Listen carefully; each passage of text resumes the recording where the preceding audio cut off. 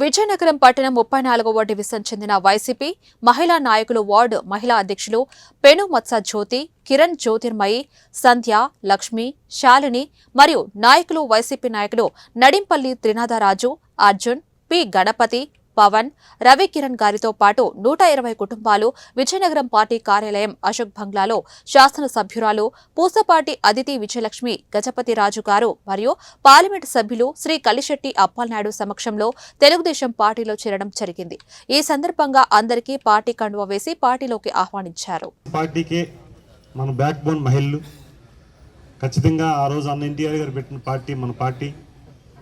ఈరోజు బాబు గారుతో మీ తోడు ఆయన ఉండి వారి తోడు మీరు కూడా ఉండి ఈరోజు మన ప్రజాప్రభుత్వానికి ఏర్పాటు చేయడానికి చాలా కీలకం వహించిన మీ అందరికీ ప్రత్యేకమైన నమస్కారాలు తెలియజేసుకుంటూ చాలా సంతోషం.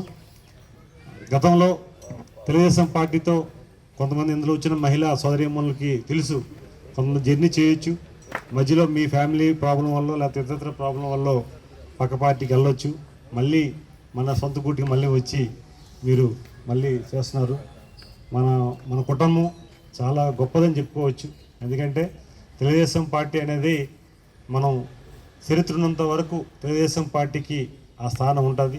ఎందుకంటే అన్న ఎన్టీఆర్ గారు ఏ ముహూర్తాన్ని మా పార్టీని పెట్టి ఈ గౌరవాన్ని మనకి ఇచ్చారో చంద్రబాబు నాయుడు గారు దాన్ని కొనసాగిస్తూ రేపు మన యువనాయకుడు నారా లోకేష్ గారు కూడా మరొక 50 సంవత్సరాలు చరిత్ర ఉన్నంత వరకు పార్టీ